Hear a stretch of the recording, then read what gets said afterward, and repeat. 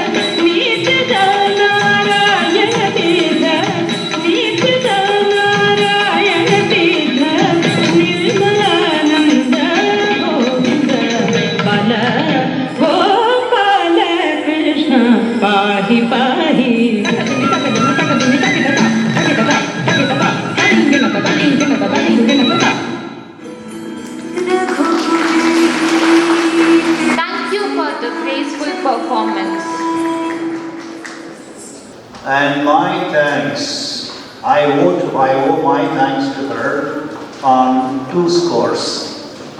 Number 1, I have something to tell my young friends here about performing art as a career option for students of literature. And secondly, her dance was something that belonged to the domain of Krishna myth in India. And my address to the participants, to the delegates of the conference in particular, and my young student friends in general, has something to do with the Krishna myth. So, my request to you, young ladies and gentlemen, to explore the domain of poetry as performing art. That is the first part of my being with you today. Now the second and more serious business of the day. The theme of the conference is revisiting myth. It's the privilege of the ancient wisdom to have created myths, as you know. But then, it was not a wise man who had created a myth. It was not a Vyasa. It was not one particular man who has created the myth of Rama, or the myth of Krishna, or the myth of Herodotus for the matter. Okay, it is the continuum of the wisdom of the wise down the timeline that has created myths. It has been the pride of generations to possess a myth as part of their cultural identity, religious identity, intellectual identity, aesthetic identity. Okay? So the people have been for generations proud about the myths that they possessed. And then, when a myth was celebrated, people did not have the right to take licenses with the basic content of the myth. What they could do was, they can choose for a particular occasion how much and which part to suit which audience can a myth be given a form. Maybe a film, maybe a song, maybe a upanyas, or whatever it may be, or a scholarly lecture, elucidatory lecture, or whatever may be. See, the license is confined to which part to deal with, to suit a given occasion and a given audience. You see, the story of Radha and Krishna cannot be the same to one's grandchild and one's own contemporaneous age group persons, you see. Let us say ladies in their 60s talk about Radha and Krishna among themselves. Or an audience in their 60s, or an audience, a mature audience, is being addressed by a lady in the 60s about Radha and Krishna. The kind of relationship. The content will not be the same when the lady goes home back and narrates the story of Radha and Krishna to her own grandchild. See? So when a myth is made, not created, you see? The myth has already been created. Whenever a myth is made, a myth is revisited. That is revisiting a myth. A grandmother telling something from a myth to her granddaughter, or a scholar addressing an audience, or Manyasaka addressing an audience of devotees, maybe. So whenever a myth is, or part of the myth is retold, a myth is revisited. Myth had always been a source of pleasure and satisfaction to the private individual. See, when you were young, you have been happy to listen to the story of Radha and Krishna maybe, and you were never told the story of Rukmini and Krishna.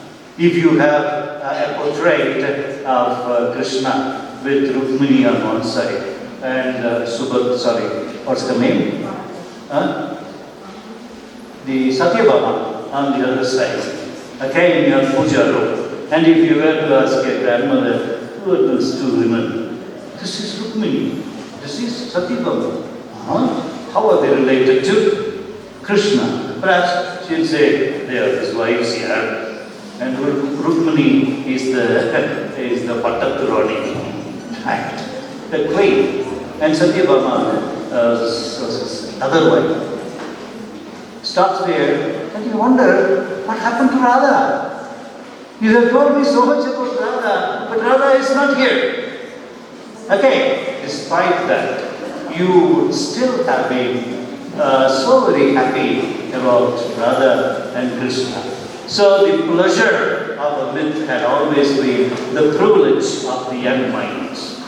But then, when you grow up, when you become an adult, when your horizons widen, what happens to you is that you get pleased, you get satisfied, you get reinforced in a personal experience of the myth. These are all layman's experiences of the myth. But then, an intellectual, an avid reader of literature, a scholar in literature, one who would like to take up a PhD thesis working on myth, okay? What would she do or he do with the myth on revisiting it? Okay? That's exactly the thrust of my talk today. One may have to reinterpret the myth to oneself at least, if not for the society at large, whenever one visits or revisits a myth for whatever purpose. That is, to revisit a myth from the personal, academic, critical, philosophic, and such perspectives. See? An account of such a revisit or revisits. Okay, once you start visiting and once you start revisiting, there is no end. You keep on revisiting, you see. You call them revisits if you want.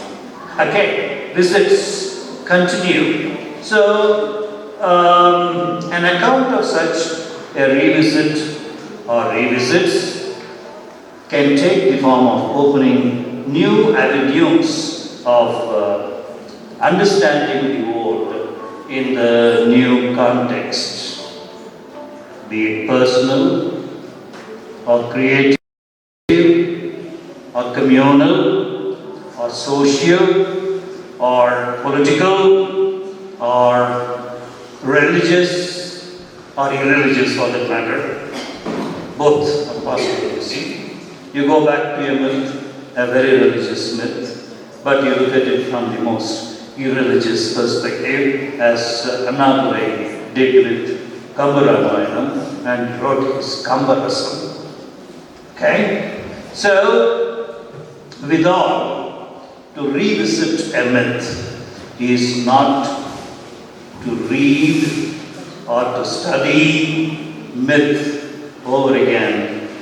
To revisit a myth is to function on a different domain. I won't say it is an elevated domain, and a different domain, and that domain is the domain of mythography. So revisiting a myth belongs to the domain of mythography, like photography. See, the myth of Krishna, thanks to Haridayan, the myth of Krishna had been perhaps the most popular in the Indian context, as you know. Can Krishna be looked at for the man that he was, per se? Is it possible to look at the man Krishna without constantly remembering that he was an incarnation? Is it possible to look at him beyond the lover and the beloved that he was as the sufferer of the ordained? Krishna had to suffer what had been ordained to him as Krishna the man, despite the fact that he was an incarnation. Is it possible to look at that? Is it possible to relate to him as a person living with other men and women, inspiring and responding to their emotions, hearts, love, devotion, obligations of personal roles as a husband, friend, and son, and brother? If your answer is in the positive, even at least to a couple of these questions, then you can be said to be working on the domain of mythography. And you can be said to be revisiting a myth. All that you have to do is to change the name Krishna to another mythical figure and to change the wording of the questions suitable to that particular myth. That's all. Kajal Oza Vaidya is a Gujarati writer. She wrote a book called Krishna in Gujarati. Gujarat, as you know, is a society that identified itself with the Krishna myth. The English version of her book was titled Krishna, the God who lived as man, and it had been wonderfully translated by a lady called Bhavana Somaya. It's really a wonderful translation, and you can reach it. Now, think of a context. Krishna is sinking. You know that Krishna also died. You know that Krishna died because of an inadvertent arrow that was shot between his nail and his toe. You know that. Okay, it should have been a terrible suffering, you see. The pain between the nail and the toe. So Krishna died in pain. But Krishna did not die just in pain, but he also died in anguish. What was the anguish? The anguish was with all the burden that he had carried on his back. Okay, his manipulations, political manipulations, his betrayals, his having had so many women in his life, so many that he could not have been faithful to any of them. You may not know it. The loved may not know it. But Krishna knew it, that he had not been so very faithful to so many women. And in such a context, okay, what exactly was the drama of Krishna's death?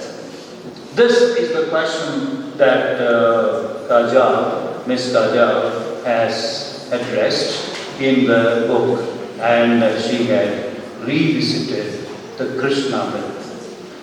She of course does bring in almost all the aspects of the Krishna myth, like his being the wisest of the wisest, like his being the most manipulative of the manipulative, like his being lover par excellence, like his having been the beloved, again, par excellence, the son par excellence. You should read Periyar in Narayana Divya Prabandham to understand what devotion has Krishna, as a child, has inspired in the minds of the people. Okay, so that Krishna was dying, and the book is made up of, I quote, the images conjured in sometimes flashbacks and sometimes in flash forwards, people, places, and memories. Unquote.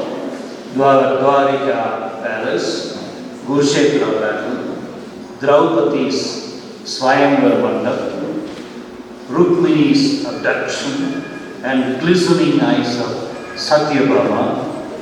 All that we have heard said so many times by so many people, we hear them over again.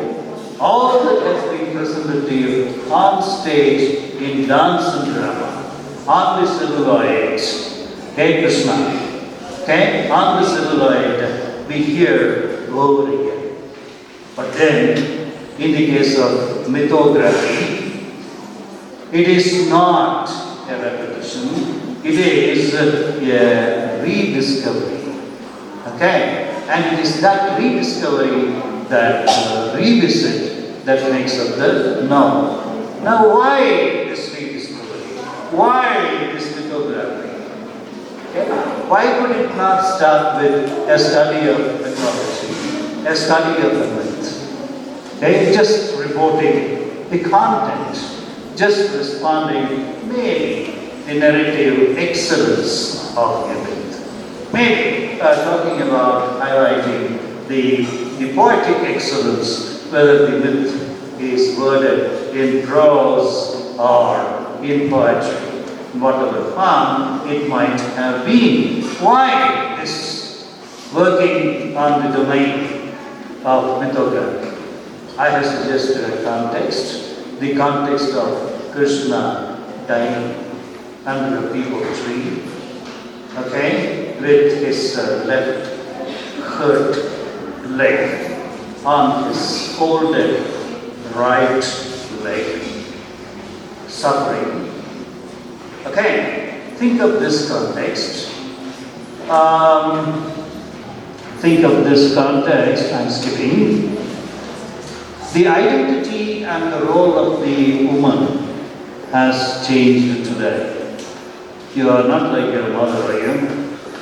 You cannot afford to be like your mother, can you? Even on the fact that you are not like your mother. The other fact is equally important. You cannot afford to be like your mother. That is the context in which you are. So the woman today is a different woman. The identity and the role of the woman has changed. There is feminism developed as a school of thought. The style of living and loving has changed for the woman. Liberation of woman with its pros and cons has become almost an institution. The meaning and purpose of man's life, even the best man's life, from the feminine perspective, is no more related to the personal charm of man, no more related to his accomplishments, no more related to his possessions, his riches. Okay? The feminine longings are different. Man today has to necessarily be mindful of feminine longings, yearnings, and expectations. That's the most thing the woman expects from man. And man today is no more free to ignore the expectations of the woman of the day. The woman today is to be reciprocated, taking her for what she is, from where she is, not from what he wants her to be, not from where he has taken her as his wife. Definitely now, that's the world in which we are living.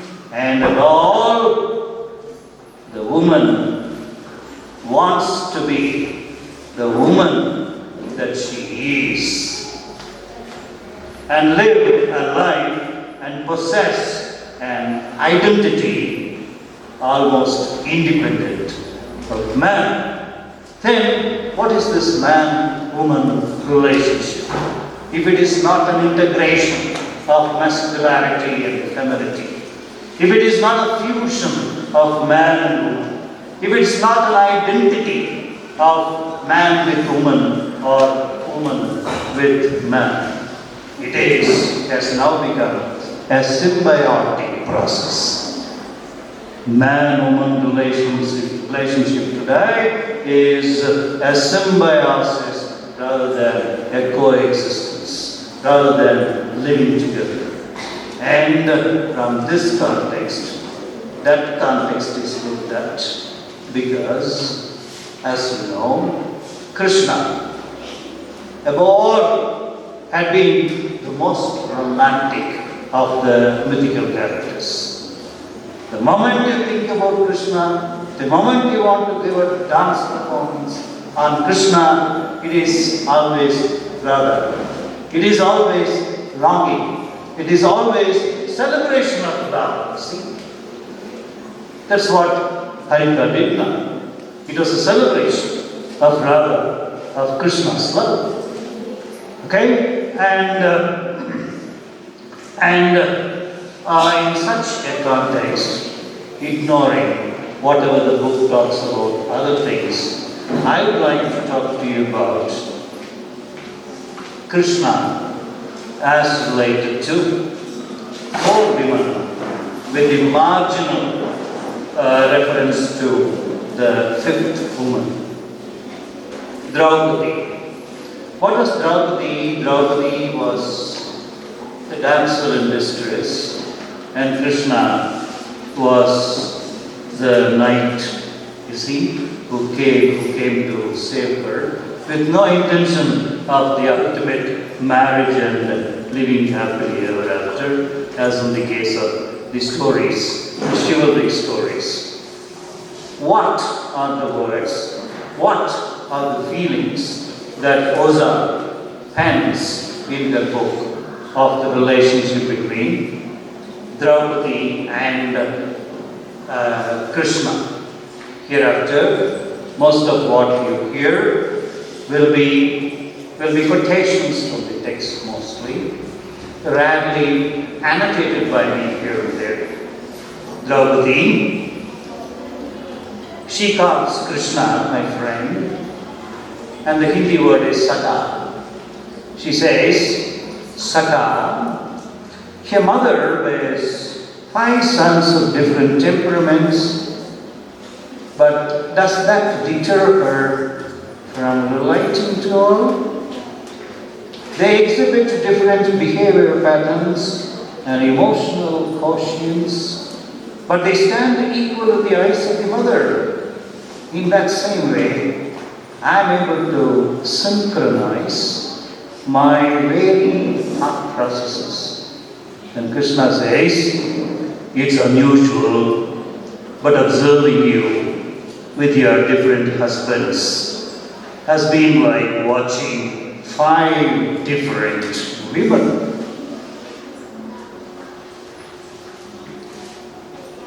And Draupadi. Today, These fine women assembled as one surrenders in admiration of a complete man. A man whom I place on the highest pedestal, for he is a friend, a companion, a confidant, and what, Saki? And Draupadi continues self-consciously, to whom I offer all of myself, my identity, my femininity. I'm at a loss of words to express my feelings, so I surrender to you everything endowed by you and not endowed by you. Draupadi's eyes appeared vacant, the beautiful eyes that forever danced with joy today appeared lifeless, detached, almost disconnected with life. She stared blankly at Krishna. This was the final moment of parting. As Draupadi turned to leave home, leaving the dying Krishna. Remember that? As Draupadi turned to leave, she felt something crumbling inside her, and Krishna wonders, is that why she had come to meet me, to seek freedom? Or had she visited me to grant me my freedom? Tadiyam was the Govind, Dukhyame, Samadhyate. These are the words of Draupadi in Bharata. Krishna recalled his meeting with Krishna. Do you know that the maiden name of Draupadi was Krishna? And Draupadi is not the fat lady that you see in pictures. Draupadi was a dark lady.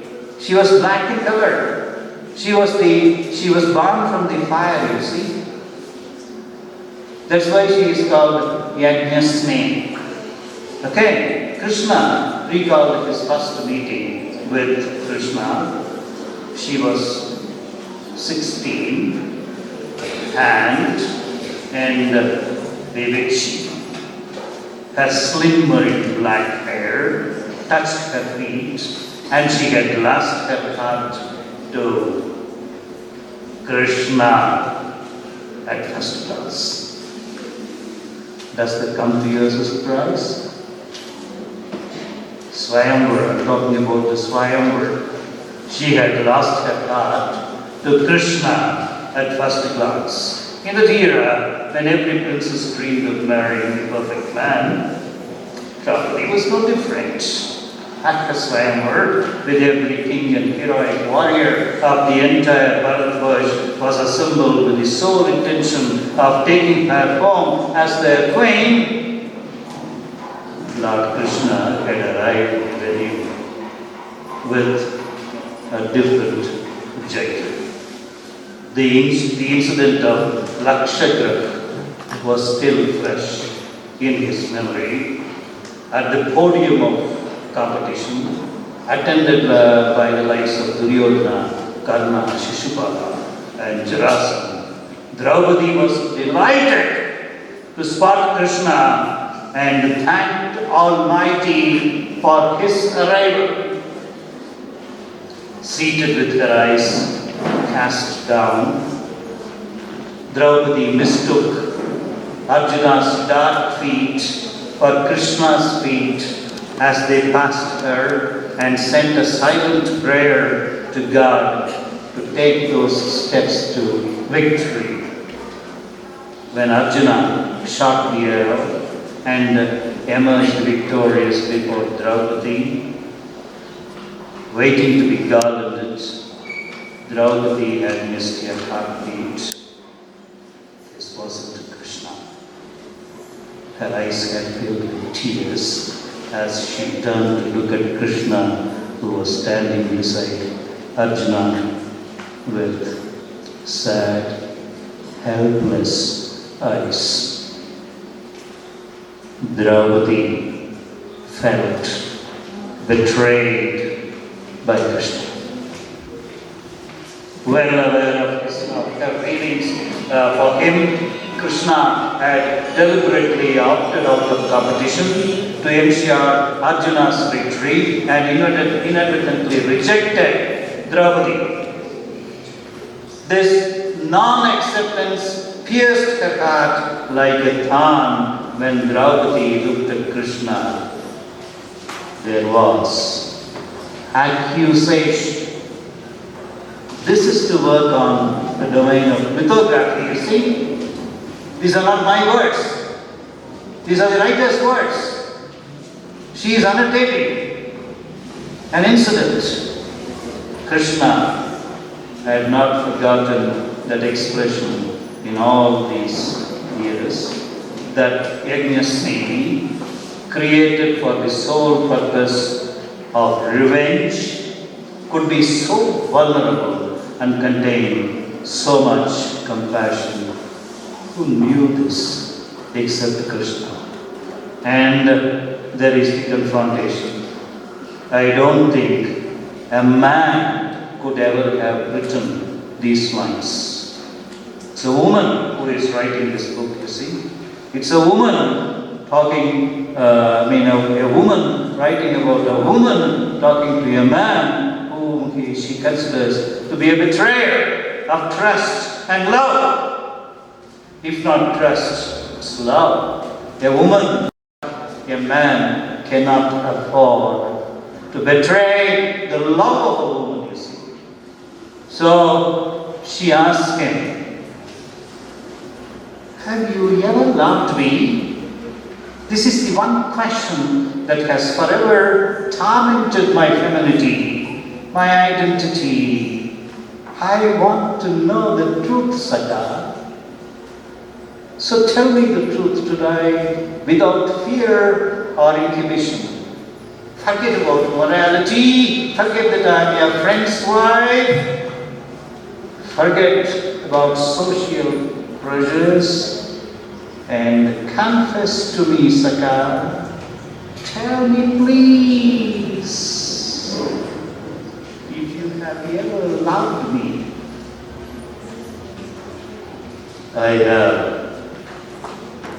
I have loved you immensely, but for me, love does not comprise of what is between spouses. Marriage is not the outcome of love for me. Love for me has never been restricted to a river flowing from one shore to another. It's the air spread out entire universe. My love for you, Saki, is like that invisible air in the surrounding. My love for you is my eternal appeal for your welfare, your honor, your happiness. I have consistently and intensely loved you, Saki. Okay? Do you think that Krishna can be made to say this if you don't revisit myth in the sense in which I was talking about myth? See? Krishna further says, the Krishna you loved you immensely as well. Have faith in me. Whatever you have asked belongs to you and will remain with you. Nobody can take it away from you. Draupadi says, Saka. Draupadi was beleaguered. This is the most enriching moment of my life. And after what you have just said, I don't desire anything more. So this is one strain of relationship between Draupadi and Krishna that I have brought your attention to. If you read the book further, you understand the very complex web of relationship that bound Krishna with Draupadi. And imagine very complex, a series of complex webs of love binding a single individual. One web is enough to kill an insect for the spider. But if there are several thousands of webs, and if there is only one spider to eat all the insects that fall in the web, I hope you can imagine. Yeah? Okay, that is Krishna. And now it is Rukmini. I'm again highlighting just a few parts of the relationship because I want you to read the novel. I want you to move to the domain of mythography as a sample. And then from there, start your own mythographic journey. Okay, Rukmini. That was her wedding night. Rukmini accepted the day that her intensity for her beloved did not guarantee attention. Krishna did not solely belong to her. Her Lord, her beloved, her husband was not exclusively hers. His time and he were for everyone. He belonged first to others, and if something remained, he belonged to her. The entire Gokul, all of Dwarika, all of Hastinapur, all of Indraprasth, all of the Yadavas, Mata Kunti, all the Pandavas, elder brother Balram, mother Devaki, sister Subhadra, Uttava, Akru, Vidu, Narad, and with her heart missing a beat and with great difficulty came the name Radha. How many names to remember? All of them Krishna besotted, Krishna obsessed, Krishna possessed. The way she had sought him in distress, so had the others sought him in their moment of sorrow, and Krishna had stood the test of time. He was always there for everyone. But Rukmini, the wife, the queen, Rukmini always complained, "You never devote sufficient time to me, my feelings, my desires, my dreams." So many years later, it is Radha, Krishna who are worshipped everywhere. Nobody ever talks about Rukmini Krishna.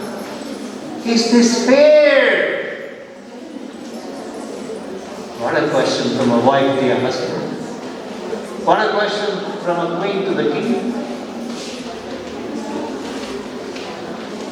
And then I dreamed of my beloved in the role of my husband. Did I find him? A husband who loved me, admonish and fight with me, reprimand me when I made mistakes, and pamper me when I was annoyed. Somebody who would come home every sunset, and when night fell, he would envelop me in his arms. Someone who I would wake up every morning. This wasn't asking for too much, was it? Have I lived up to the title of an ideal wife? A kind face stared at Krishna. There was more suffering than anger in Rukmini's eyes. I held your hand through duty, through commitment and attachment, and now when it is time for moksha, your salvation, he will travel alone? Rukmini repeated her question while Krishna remained silent. And the revisitor, the writer, says he felt weighed down. It was true that Rukmini had surrendered all of herself to him, her integrity, her beauty, her identity. In fact, not just her, but all women who had lived their lives dissolved into Krishna appeared so forlorn today. Their eyes were sad. What were they yearning for? Had he failed them somewhere? Had Krishna failed his gopikas? That's the question. Had Krishna failed them somewhere, not lived up to their expectations? Krishna felt saddened by the thought. So, this book is to endow you with a totally different pairs of eyes to look at the myth of Krishna. And now it's the beautiful, wonderful, the most sensual and the most sensitive wife of Krishna, Satyabhama. She again was not free of complaints. Satyabhama always basked in Krishna's attention, unlike Rukmini, you see. She relished and blossomed in Krishna's overtures. Do you know that Satyabhama was years younger to Rukmini? And do you know that Rukmini was years younger to Draupadi? In spite of their relationship. Okay, her constant endeavor was ever to captivate Krishna into her beauty in a manner that he could never be distracted by anyone else. She had made several attempts to get him out of his distress. She did so at times with sensuality, at other times with sensitivity. Somewhere deep in his heart, Krishna yearned that after he was gone, the women in his life suffered an aching vacuum and hanker for him every moment. And now, Radha. Do you know that Radha was somebody else's wife? Do you know that Radha was a mother-in-law? Do you know all that? Perhaps not. Your mother hadn't told you, your grandmother hadn't told you that Radha was somebody else's wife. Did she? She wouldn't have. And all the people who talk about Radha-Krishna relationship do not dwell on this. They don't talk about it.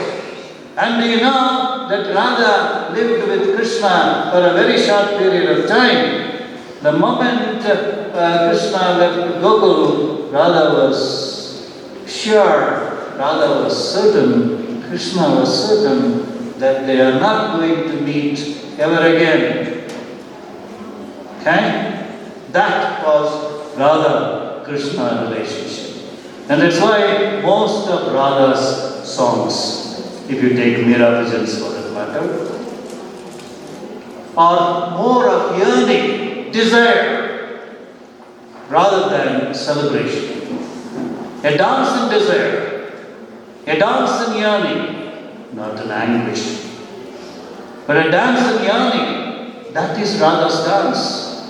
I don't know how many schools of dance know that particular thing about Radha. Go back to your Meera bhajan and read them. If you don't know that language, perhaps you can read the translation.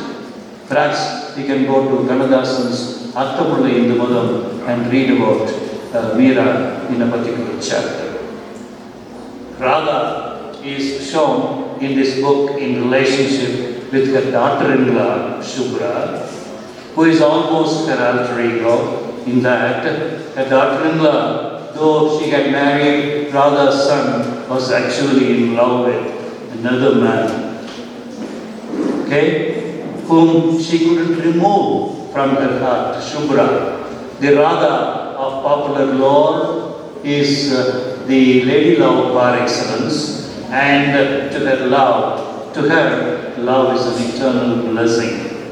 But in this book, nowhere else in this book, Radha becomes an intellectual, as vociferous and as philosophic as Krishna about love. When Krishna, as a man, is sinking gradually, Radha is haunted by unease, and Shubhra confronts her for an explanation. Krishna's final farewell to Krishna the man is not possible as long as Radha is holding him back. The voyager had embarked on his journey, but something held him back. Eyes still shut. Krishna spoke in a painful voice. Why do you entangle me in your love? Radha, I have to go. Let me go. My sojourn is still incomplete. And Radha talks about man-woman in love. For a woman, her beloved is her entire life. He is the reason of her blossoming and the reason of her wilting away. Men and women have different interpretations of love. For men, it's receiving all the time, whereas for women, it's flowing like a river. Just as a river pours into the ocean, the woman submits her love. It's the nature of love and fragrance to always offer love that flows like the river in a single direction, nurtures every drop while within the boundary.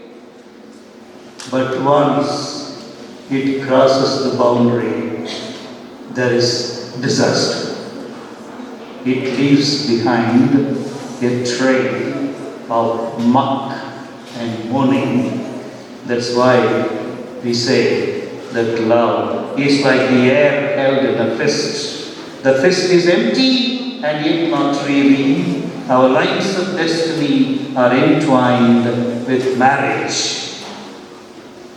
And though after a while the color of henna fades away, the lines of fate refuse to disappear. The lines of fate refuse to disappear. They come firmly clasped with us at birth, and we have no choice but to tread the rest of our life dictated by them.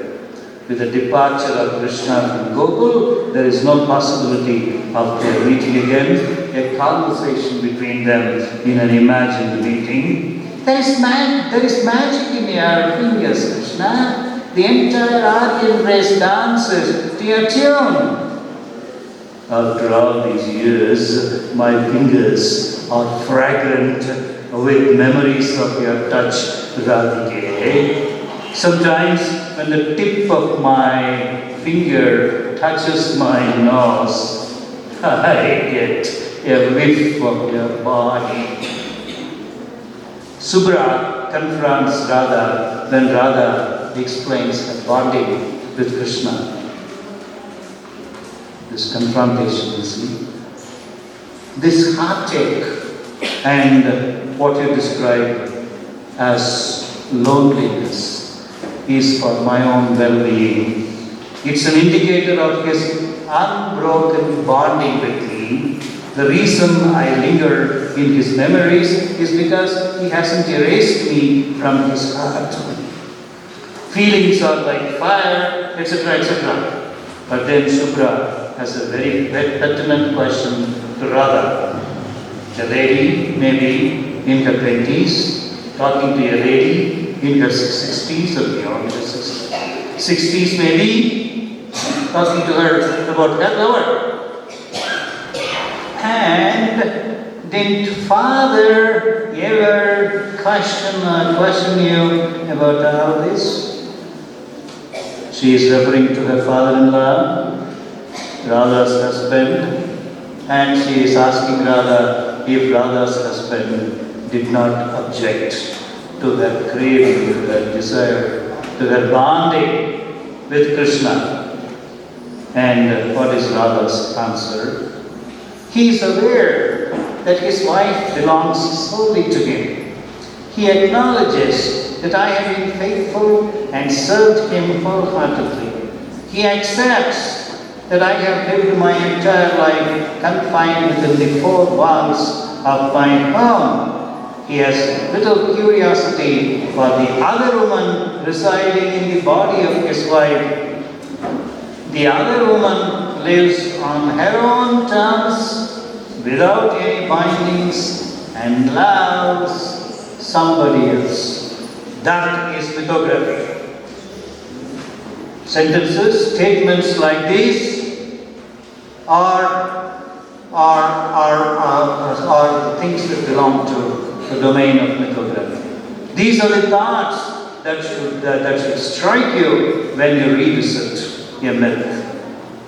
Surely it is not that simple for a man to accept that. The daughter-in-law further prods, and Radha, in all seriousness, says, why just one man? Why are you talking about only my husband? Why just one man? It's equally tough on both these men to accept reality. It is not easy to love another man's wife so intensely, or for that matter, another man to love your wife so passionately. But then, love has never been simplistic. It comes with layers of pain, anguish, craving, and many other familiar emotions. I'll take maybe another 2 to 3 minutes, that's all. Radha confronts Krishna. Kana, tell me one thing. Ask me, my love. Would you say you were always truthful, or did you also falter sometimes with yourself and others? I have never cheated, but this much I'll admit, that I haven't lived my life the way I would have wanted to. I was forever driven by my duty, my karma, while my heart desired something else. Krishna, in turn, confronts Radha. Radhike, is all well with you? Your children? Are you happy? That's the question that Krishna has for Radha. And Radha answers, Kana, I don't know why, but I feel I have been blessed to be happy. I have the knack of finding happiness at all times and under all circumstances. If my reference to the book has created the desire to have a look at the book, perhaps one day you will be walking on the domain of mythography. And I refer to the last woman in Krishna's myth that I would like to refer to, Gandhari. After the battle of Kurukshetra, Gandhari cursed Krishna. What was her curse? You will die like a beast, alone, helpless, in agony, the way I lost my children. You too will witness the devastation of your ancestors, your children, your kith and kin also will suffer and die in front of your eyes like mine. Krishna had bowed and folded his hands in acceptance of the curse. Krishna was never in favor of the battle or the bloodshed. It was the only way to end injustice. Up to that, it is the myth. And now your mythography comes in. Or was it that Krishna was looking for reasons to renounce this body? He owed it to the universe and therefore created circumstances where Mata Gandhari would curse him. When she did, he raised his hand to utter Tathast. He accepted his end. But then, after the curse, my son, can I ask you something? What can I do for you, mother? What do I have in my possession to present you? That's true. Whatever you possessed, you have distributed in the universe. Still, I have a desire, my son. Speak up, mother. Only the privileged have the opportunity to serve you. Will you grant me what I ask? Gandhari's eyes sparkled with some divine light. I want you to be born from my womb in your next life. Gandhari, I repeat, I want you to be born from my womb in your next life. Krishna's answer, you are once again chaining me in human bondage. Won't you free me, mother? Krishna saw images of Devaki and Yasoda in Gandhari's eyes. Tathastu, Gandhari raised her hand. It was first Krishna who raised his hand, and now it was Gandhari who raised her hand with the thoughts. Let me repeat and conclude. To revisit myth is not to read or study myth over again. To revisit myth is to function in the domain of mythography. Thank you, ladies and gentlemen.